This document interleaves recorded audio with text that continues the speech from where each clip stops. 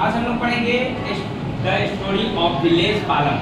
यह एक imaginary village का यहाँ पे कल्पना करके दिखाया गया है एग्रीकल्चर के बारे में। मेनली जो इंडिया है या कोई भी देश है, उसकी मूलभूत संरचना है वहाँ के एग्रीकल्चर पर डिपेंडेंट होती है। इस गाँव के बारे में कनेक्ट करके हम लोग को बताया जा रहा है कैसे एग्रीकल्चर की व्यवस्थाएँ चलती है।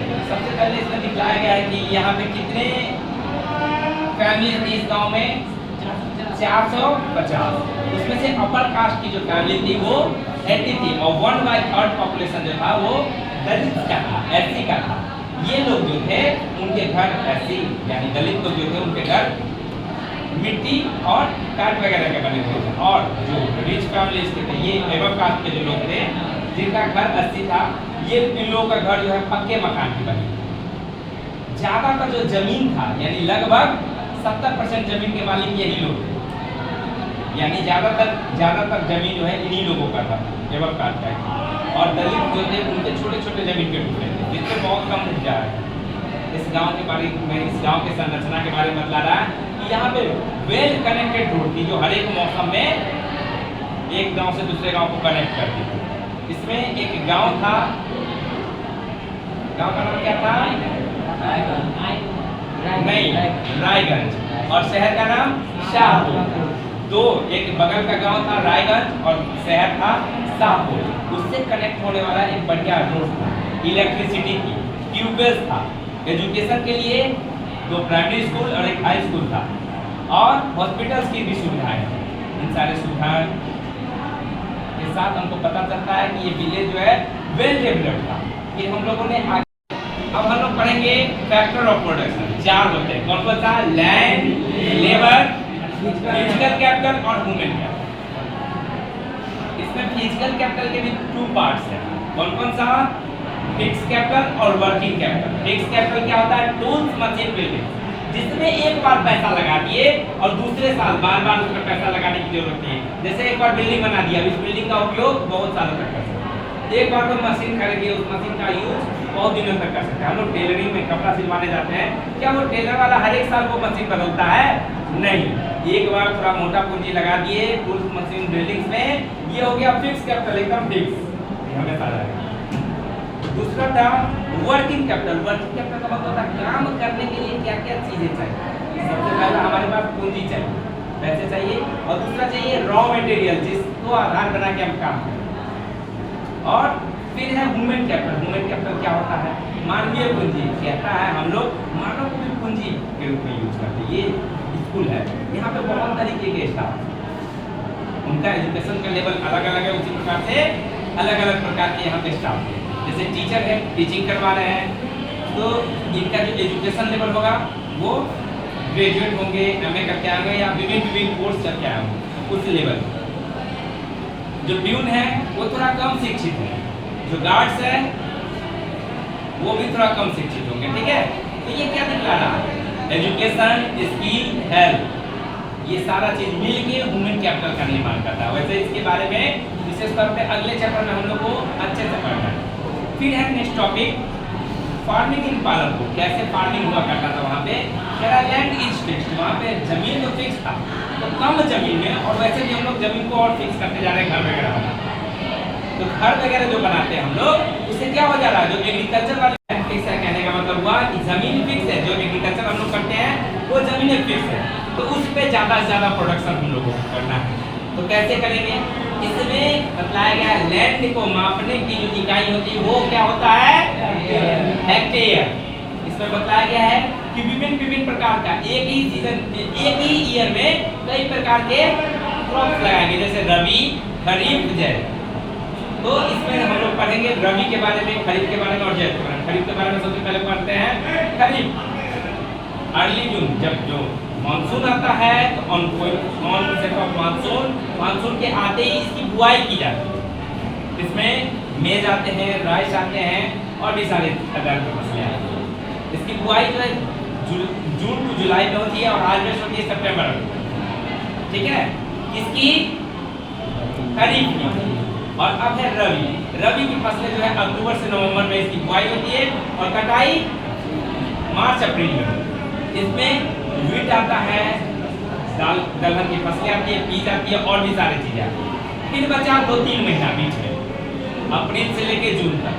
इस बीच में क्या होता है तो जैद की फसलें, वाटरमेलन, कुकुम्बर, ये सब देखते हैं ना हम लोग, तरबूजा, खरबूजा, ये सारी चीजें जैद की फसलें, गर्मी की फसलें, वो 2 महीने में परिपक्व होकर पक भी जाती है और कट भी जाती है।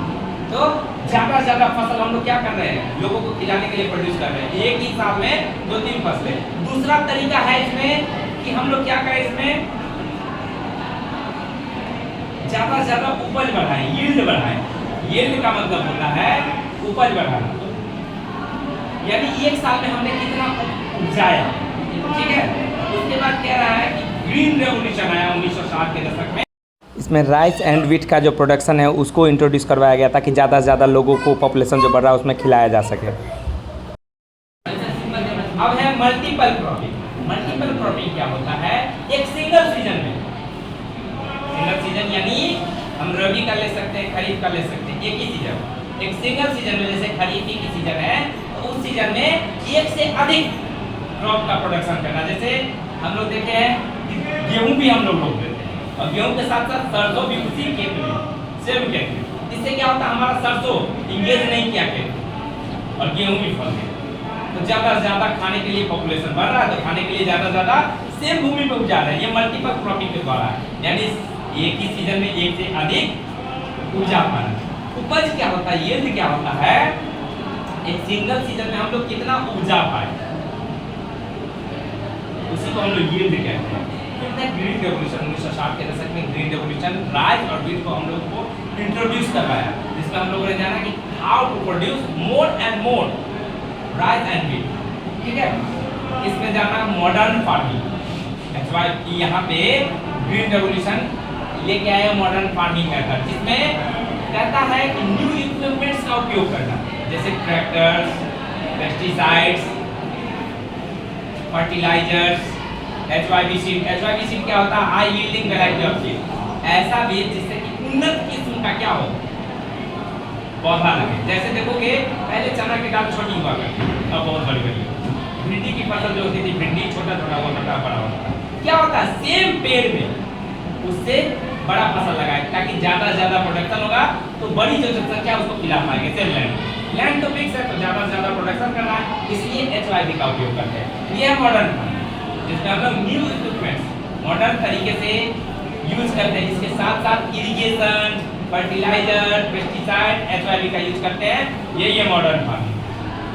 फिर हम लोग सस्टेनेबिलिटी ऑफ लैंड, कहता है सस्टेन करना, यानी कि ऐसा उपयोग करना हम लोगों को ताकि खुद भी उपयोग करें और फ्यूचर जनरेशन के लिए भी भूमि को फर्टिलिटी बचा के रखें। ये कैसे हो पाएगा, फर्टिलिटी कैसे बच पाएगी, तो हम लोगों को कम से कम खादों का उपयोग करना होगा। आज क्या हो रहा है, पंजाब हरियाणा वाले क्षेत्र में देखोगे ज्यादा से ज्यादा प्रोडक्शन के लिए ज्यादा से ज्यादा फर्टिलाइजर्स का यूज किया गया है, जिसके कारण क्या हो रहा है कि भूमि भी फर्टाइल होता जा रहा है। भूमि यदि फर्टाइल हो जाएगा, आने वाली जनरेशन कैसे खा पाएगी। इसीलिए हम लोग को सस्टेन करना होगा, भूमि को ऐसा उपयोग करना होगा जिससे कि हम तो उपयोग करें, हमारे आने वाली जनरेशन भी उपयोग कर पाए। इसलिए जितना फर्टिलाइजर्स का उपयोग हो सके उतना ही का उपयोग करना, जिससे कि भूमि की जो उर्वरा शक्ति है नेचुरली रूप से वो बची हुई है, ठीक है।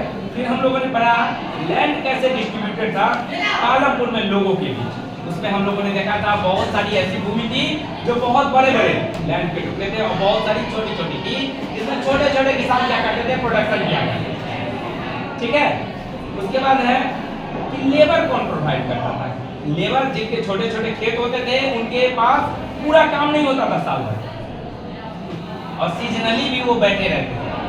इसमें हम लोगों ने पढ़ा था अनएम्प्लॉयमेंट, एक टाइप का सीजनली अनएम्प्लॉयमेंट, या फिर उसी को कहा जाता है डिस्गाइज, जिसमें 2 सीजन के बीच में जो काम नहीं होता, एक का हार्वेस्ट हो गया, एक का सॉनिंग हो गया। जब सॉन कर दिए फिर बीच में काम रहेगा क्या, नहीं। तो ये काम खोजते हैं, लेबर यहीं से आता है। छोटे छोटे जो किसान होते हैं या फार्म लेबर होता है, वो लोग देखो मैं काम करने वाले बन, ठीक है। फिर कैपिटल नीडेड इन फार्मिंग, क्या क्या पूंजी लगती है। कहा जा रहा है कि वहाँ पे फर्टिलाइजर्स है, सीड है, पेस्टिसाइड है, इरिगेशन है, ट्रैक्टर्स का यूज करना है, ये सारी चीजों के लिए पूंजी लगती है। चलो सेल सरप्लस पावर प्रोडक्शन। कहता है ये जो अनाज उपजाते हैं तो इनके पास बहुत सारे ऐसे किसान हैं जो बड़े बड़े खेत वाले हैं, तो बड़े खेत वाले उनके पास बहुत ज़्यादा प्रोडक्शन हो जाता है।